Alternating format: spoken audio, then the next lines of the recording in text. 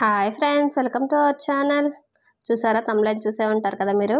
నేనైతే ice cream చేస్తున్నాను ఇంట్లోనే. ఎండలు బయట బాగా మండిపోతున్నాయి కదా. సో నేను పిల్లల కోసం ఐస్ క్రీమ్ చేస్తున్నాను. అది కూడా ఇంట్లోనే. మనకు చాలా త్వరగానే అయిపోతుంది ఇదైతే నాకు. అయితే నేను దీనికోసం ఒక 1/2 లీటర్ ఫుల్ క్రీమ్ మిల్క్ అండి ఇది. నేనైతే బయట పోయించుకుంటాను. సో ఫుల్ క్రీమ్ మిల్క్ ఇవి. మీరు ప్యాకెట్స్ తీసుకుంటే ఫుల్ క్రీమ్ మిల్క్ తీసుకోండి. ఇట్లా మరగనించాలి. పైన మేగడంతా కూడా మనం దాంట్లోనే వేసేయాలన్నమాట.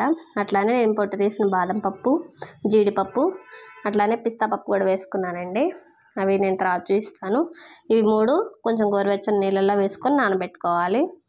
ఈలోపు ఒక 1/2 అవర్ నానబెట్టుకోవాలండి. అయితే ఇక పాలు కూడా బాగా మరగబెట్టుకోవాలి.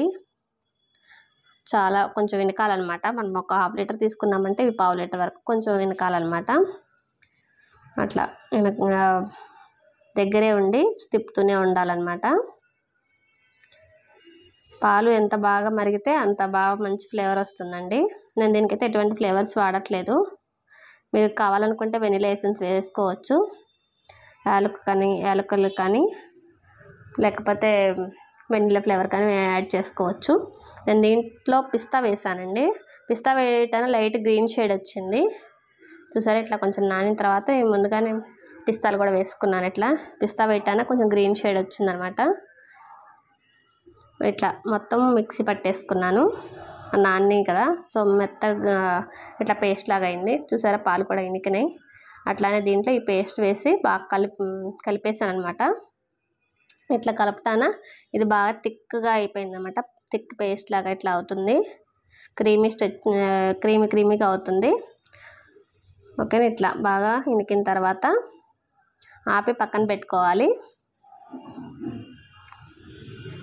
ఈ జీడిపప్పు పేస్ట్ వేసిన తర్వాత కూడా కొంచెం సేపు మరగనివ్వాలి పాలని. ఓకేనా. మరిగిన తర్వాత కొంచెంసేపు చూసుకొని, చూసారా, ఇట్లా కలిపే కొంది మరిగే కొంది ఇంకొంచెం థిక్గా అవుతుంది. సో ఇట్లా ఉన్నప్పుడు కాపేసుకొని పక్కన పెట్టుకోవాలి దీన్ని. ఇట్లా మరిగిన తర్వాత ఆరిపోయిన తర్వాత చూసారా ఎట్లా అయిందో, థిక్ పేస్ట్ లాగా అయింది. నేను దీన్ని మిక్సీ పట్టుకుంటాను. ఓకేనా. ఇట్లా ఈ పేస్ట్ మొత్తం ఇట్లా మిక్సీలో వేసేసుకొని దీనికి సరిపడినంత బెల్లం వేసుకుంటున్నాను నేను ఇక్కడ. బెల్లం కూడా చూపిస్తాను. కొంచెం ఒక చిన్న కప్పు బెల్లం వేసుకుంటున్నాను. మీకు కావాలనుకుంటే పంచదార కూడా వేసుకోవచ్చు. నేను బెల్లం వేసుకొని మొత్తం అంతా మిక్సీ పట్టుకుంటున్నాను. బెల్లం అనేది కొంచెం నేను రెడ్ కలర్లో ఉండేది తీసుకున్నాను. వైట్ కలర్ బెల్లం కాదు నాది. నేను ఇదే వాడతాను పిల్లలకు కూడా.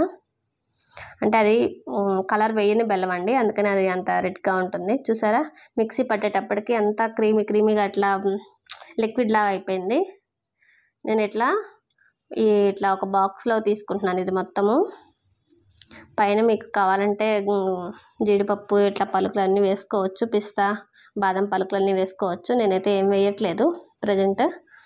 ఇట్లా ఉన్నదాన్ని పైన ఒక కవర్ పెట్టేసి, అంటే ఆవిరికి ఐస్ ఫామ్ అవ్వకుండా ఉంటుంది, అందుకని నేను చెప్పేసి పైన కవర్ వేసేసి మూత పెట్టేసి ఓవర్ నైట్ డీప్ ఫ్రిడ్జ్లో ఉంచుకున్నానండి నేను. ఇట్లా డీప్ ఫ్రిడ్జ్లో ఒక 8 అవర్స్ అట్లా పెట్టుకోవాలి. సో నేను ఓవర్ నైట్ పెట్టేశాను.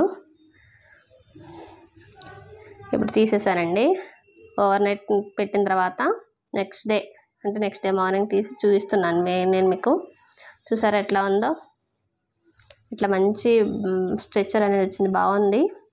మీకు ఈ వీడియో నచ్చిందని అనుకుంటున్నాను. ప్లీజ్ మీకు ఈ వీడియో నచ్చినట్టయితే ప్లీజ్ లైక్ చేయండి, షేర్ చేయండి, అలాగే సబ్స్క్రైబ్ చేసుకోవటం మాత్రం అస్సలు మర్చిపోవద్దు. ఓకేనా.